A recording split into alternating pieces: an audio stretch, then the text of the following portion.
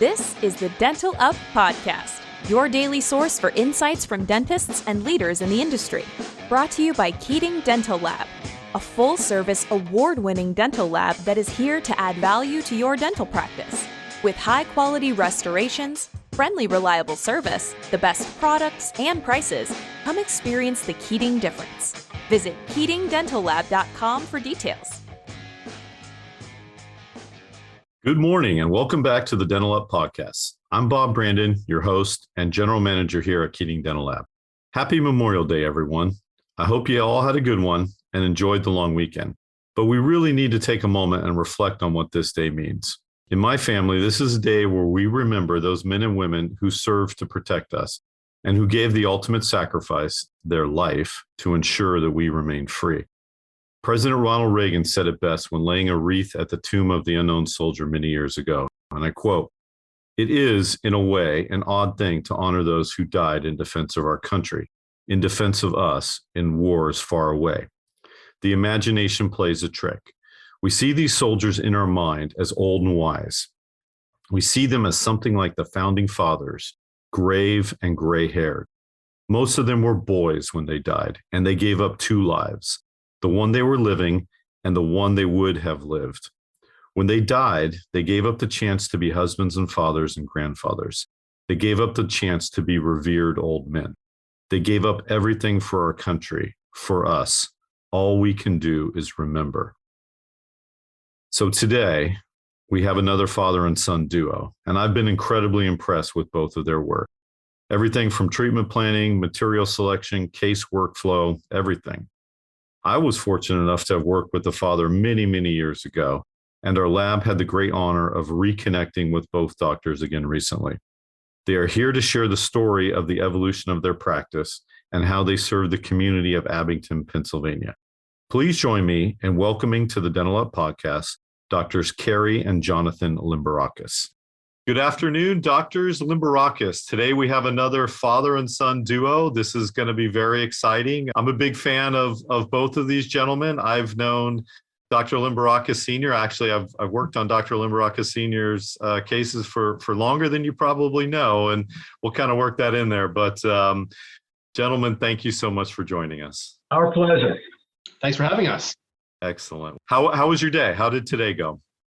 Well, I think like every practice out there, we're dealing with the, COVID absences from both patients and staff. Yikes. So it's just finding a way to get through the day, even if you're shorthanded, and make the best out of every day. So that's pretty much what's going on. That's how today was. Good example of that. I understand that. Some days you just got to plow through. You get those phone calls and, oh gosh, you got to take another week off. I'm sorry about that. But yeah, you just got to, put your head down and work through it. I had a 7:33 unit bridge prepped and 7:30 a.m. and the patient called 10 minutes before his appointment to said, "I just got tested positive. I'm not coming in." So, you got to roll with the flow. Yeah. Yeah. 10 minutes isn't much advance notice. Jeez. Nope. Wow. Well, why don't we start off with, because we had a father and son duo maybe a month ago. Why don't we start off with, tell us where you guys went to college, where you guys went to dental school, and then kind of like the time gap, and then let's kind of do a little compare and contrast on your dental school education real quick. Sure. Yeah. Dad, you want to go first? Yes, I'll begin. So I went to the University of Pennsylvania, located in Philadelphia, for my undergraduate degree. I have a graduate degree in biology from Villanova University, and from there I went to the University of Pennsylvania School of Dental Medicine, graduated in 1978, which happened to be the centennial anniversary of the dental school at Penn. So that's my background. I've been in the Philadelphia area for a little over 50 years. Grew up in Rhode Island, as I was telling you earlier. I was born in California. Grew up in Rhode Island, but the last 50 plus years have been in the Philadelphia area. Wow. And a double Ivy League man. Congratulations. Puts me to shame. So I actually Me too. went to, I'm very proud Villanovan. I went to Villanova University and then went to Temple for my dental school education. And actually, that was my dad had recommended that because, the question is there a difference in education and is it a $200,000 or a $300,000 difference? I don't think so. So I think Temple had a great education there. And then I did a residency, Philly region, Abington Memorial Hospital. And that was in 2015. So I graduated dental school in 2014, did the residency. And then after that, I was an associate in a couple practices while working part-time at what is now my practice. So that's the history there. Awesome. Very exciting journey. So you're both Villanova grads, and I'm a big fan of Jay Wright. I thought wow, what a fantastic coach he was. And, 2 national titles and almost a third. And yeah. So what do you think about the prospects for Villanova basketball next year? Well, it's tough that Jay retired. Nobody really saw that coming. And he is as nice of a person as you would think he is. Oh, that's great to hear. The good news is that the coach that's coming in is really inheriting a really good culture, best culture in college basketball. And he has all their recruits from next year. They're maintained. They're still going to come to Villanova. So I'm optimistic. I think there's going to be, of course, a little bit of a setback, but I'm still feeling pretty good. I think that in maybe 4 more years, they could be another championship contender. Awesome. Yeah. I mean, you mentioned the culture of the program, and, that holds true for business. That holds true for your dental office. If you guys have a solid culture and a clear vision, the roadmap's there and success is in your future. Fair enough. I think that's one thing that it's a major advantage to passing the baton to anyone. So that's how it was in our office. And Dad, you're still practicing a bunch, but when the time comes for you to finally hang up the handpiece, the culture that you established will still very much be in place. Thank you. Well, Dr. Limberakis Sr., let's talk about the early days, how you established the office and what you were doing back in, the 80s and 90s, and, tell us how you first met Sean and then kind of how everything went from there. So I graduated dental school and I accepted a position in a urban neighborhood in South Philadelphia, which is an ethnic area. And my first couple of years, I was an associate. I learned a lot. I was really green behind the ears coming out of school. And as it turned out, it was an instructor of mine who offered the position. So he was used to mentoring, and I benefited from that. I thought I would go into practice, but I got sort of diverted into a larger group practice hospital setting. And I pursued that, and it was a practice that utilized expanded functions dental assistants, which I hadn't been used to working with in the first associate position I had. And then I stayed there for 3 years, and then decided it was time for me to go on my own. I opened a brand new office. I had 2 operatories installed with room for 2 more. And I had 1 dental assistant who was my assistant, my front desk person, and administrative person, and my right arm, literally. And the practice grew. We added a couple more operatories. Practice kept growing. We moved out of that space about 12 years after I had started on my own. So this is 1995 now. Moved into an office about a half a mile down the street, put in 6 operatories. Wow. And the staff grew and grew and grew. And then about 5.5 years ago, our landlord decided that he wanted my space for a business venture of his. So he didn't renew our lease. That put us in a bit of a quandary. But fortunately, we found a location, again, a half a mile up the street, 3 minutes drive. And we designed it per Dr. Jonathan's concepts, and it's a beautiful office. We're very proud of it. and all brand new mid-mark equipment that we're utilizing, and it's taken off. So we're very blessed, to say the least. That's fantastic. That's a wonderful story. I know it's been a lot of hard work and, maybe some lean years, but, just working through everything. And yeah, I'm looking at the office right now. It is absolutely beautiful. Thank you. I'm fortunate enough. I can see a lot of offices in this format, and you guys have done a really fantastic job. Thank you. Thank you. What's funny about this office is that the entire office space is enclosed in windows, surrounded by windows. So, and we have these really pretty trees that are outside. Yeah. And now it makes the environment very relaxing, and people feel very comfortable. And that was the goal of the office design. But before that, we actually, in the previous office, had no windows at all. So my dad was creative, and Dad, why don't you say how it was decorated?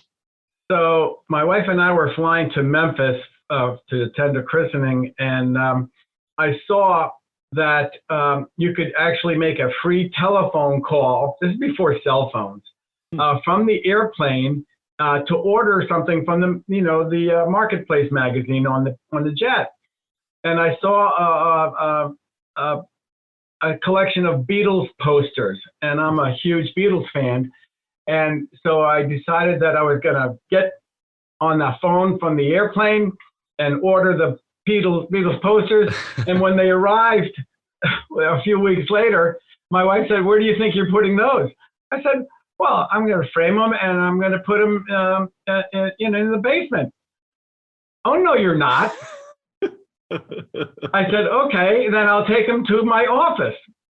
"And you think your patients will like them?" "Well, I work there all day long. I like them. I'm putting them there." So all of my operatories had different Beatles album covers, large posters. And I have to tell you, I can't tell you the number of times that I've been asked, "Where do you get these posters? They're great. We love them.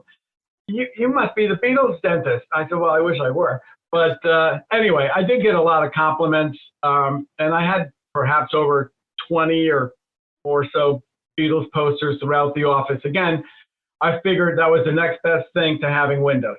It was like your trademark, pretty much. I mean, even when we moved into this really, really nice office here, everyone's like, "Where are the Beatles posters?" The patients got used to them. Like, we have windows now. We don't need them. Yeah. But that really was pretty funny, because now, since the patients still want them here, I was like, "Okay, well, maybe Dad will put them up." And he's like, "I don't want to put holes in the walls." So yeah, now we just have windows, but we still play the Beatles every day, pretty much. That's cool. Wow. So Jonathan, when did you join the practice, and tell us how your role has evolved? Sure. Well, I started with the practice basically moonlighting while I was in my residency. Really kind of a fortunate situation, because my residency program was about 4 minutes away from the office. So I'd started out halfway through my residency, and I worked one night a week. After I graduated, I think it became 2 days or 1 day, 1 or 2 days, and I spent most of my time in another practice. So I really slowly, we had to ramp up the practice to be able to accommodate 2 dentists. And I think it took about 7 years before I was here full time. So yeah, basically in October of this past year is when I came on full time, and I actually ended up purchasing the practice from my dad. So yeah, I hope he gave you a good price. Yeah, we made a good deal. I mean, hey, can't be for nothing. Right. And I also never wanted to feel like I was just given something. I always wanted to earn something, because he built it from scratch. He deserves to get paid for what, for it. So I don't know, maybe other father-son practices or father-daughter, whatever iteration of that, they do it differently. But for me, it was important that I bought it. That's all true, and it's very honest. Yeah. Yeah, definitely. Excellent. Well, I admire you both. I mean, I had a moment where I thought I wanted to be a dentist and practice with my father. And, I was on your guys' website earlier, and, I saw the photo of you two in Mount Athos, Greece, working on, which I believe it was probably a monk there. Yes. And so I had a similar moment, and it was in my father's office in Huntington Beach, and I was his assistant, and he was kind of showing me things, and he had finished his procedure, and the gentleman got up from the chair, and he got right in my face, and he was still numb from his block and everything, and he goes, "Boy, I hope you take as good care of us as your father has," and that resonated with me, and that was like, wow. I'm never going to live up to the standard. But Jonathan, I admire you so much, and Dr. Limberakis, Dr. Cary. I mean, it's just so great to see both of you guys here practicing at the same office, and deep down, I'm a little bit envious. But you guys are phenomenal. So tell us what the dynamic is working together. So I just wanted to talk about that Mount Athos visit, because the week after Jonathan finished. Before he started dental school, we went there, and it was a very brief visit. I didn't know what to anticipate, but we did say that when Jonathan finished his dental school, we're coming back. And we had planned that, and the week after he had graduated dental school, we flew out to Greece and went to a monastery in Mount Athos, and then they have a dental clinic there. And one of the monks is, let's say, a dental therapist. He's not a dentist, but he went to medical school. And then during medical school, he got his calling to become a monk. So he was, in a way, an apprentice for the previous monk therapist, dental therapist. And so we went and we spent a week. We treated about 40 monks. And it was a spiritual experience. It was a professional experience. And it was a great father-son experience. So that has sort of transcended into how we practice in the office. We look at each other as colleagues. I have experience, and Jonathan has intellect and technological expertise that I'm still trying to catch up on, and I don't know that I ever will. But those two things tend to complement each other. And some of the wisdom that I've gained just by practicing over 40 years, you can't teach that, but you can absorb it. And so our dynamic is unique, certainly not employer-associate kind of relationship, but we have much deeper concerns of not only for our patients, but for each other, and how success will follow that. Well, there's a couple of things you talked about that are interesting, but I also want to tie something quickly into the Mount Athos thing. For those who aren't aware, who's listening to this, Mount Athos is a independent region of Greece where it is simply inhabited by monks. So there's a cool 60 minutes episode on it. Maybe you want to look up, but basically monks from all over the world, all Orthodox Christian monks. So when I had just gotten into dental school, the funny story is that they brought us to the clinic in the middle of the night, and we were not expecting this. And it was a funny situation because there was a monk in the chair. I believe he was from Georgia and didn't speak any English. And he needed a suture removed from his mouth. And the dental therapist monk, Father Basil is his name, I think he just gave me scissors, and he said, "Okay, now I want you to remove the suture." And I looked at him, he said, "Go ahead." And then I was still unsure because I've never seen a patient before. And then when I looked at my dad, he said, "Go ahead." So I just, clipped the suture and took it out of his mouth. And then after I graduated, before I even started in private practice, seeing the monks there, that they were my first patient. So my first patient going into dental school and my first patient graduating from dental school were monks from Mount Athos. Wow. I love it. That is a very spiritual connection to this profession. Oh yeah. And it's a very special experience that I'll never forget. But in terms of how, we practice together, father and son, one thing that my dad and I both recall is I was at a meeting, I think it was maybe an AGD meeting before I had even graduated from dental school. And someone had asked me there what my plans were after school. And I said, I'm going to work with my dad. And what he said was, oh, do you know that 50% of family practices fail? Oh. And so right off the bat, I'm like, oh my gosh, I didn't even really consider this not working. So I think both of us have been very careful over the last 8 years of practicing together to keep an open mind. My dad never dismisses my ideas. He's always very open and accepting to what I bring to the table. And I'll tell you, if the roles were reversed, I don't know that it would have worked as well, because I think, a little bit more stubborn than my dad is. And he just was always just such a loving person. And he had created such a great team that it made my job pretty easy. Not that there weren't road bumps. I think there's always going to be road bumps in any transition, let alone father-son. But you have to learn and grow and mature and find out what works best for me, what works best for him, and what works best for us and the staff. So to find the dynamic, it did take, it took like 5 years before we kind of figured it out. But now thank God, we're in a really good space. When Jonathan started, I have some staff who are actually older than Jonathan's. They've worked with me longer than Jonathan's been living.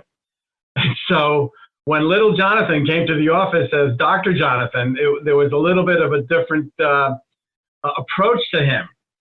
And but what the turning point in a way was, and the fact that the staff really gained a lot of respect, was when the pandemic arrived and we had to shut down, and Jonathan and I, and particularly Jonathan, took over as to what needed to be done to keep the practice going in terms of mechanics, air filtration, etc., corresponding to the staff, corresponding with all of our patients. He took the lead on that. I was doing the PPP loan applications and the IDLs. So we each had our own responsibilities. But when we came back, there was a great deal of respect that was given to Jonathan. They recognized the leadership, that quality that he has. Oh, it's excellent. Congratulations. And that's a hard work, but in the face of adversity, leaders rise, and those who are fortunate enough to work with you and be the beneficiary of that hard work and that leadership and that wisdom, it does pay off. So congratulations to you both. I know that this was a terrible situation, and it put many dental offices out of business. And, it's tough for patients. It's tough for staff. It's tough for you guys as business owners, but my hat's off to you. My congratulations to you both. You guys have certainly weathered it. And I'm so fortunate that you're our customer. I'm so fortunate that you guys reached out and found us again after many years. Thank you for listening to the Dental Up podcast, your daily source for insights from dentists and leaders in the industry. This episode is sponsored by Keating Dental Lab, here to add value to your dental practice. With high-quality restorations, friendly, reliable service, the best products and prices, come experience the Keating difference.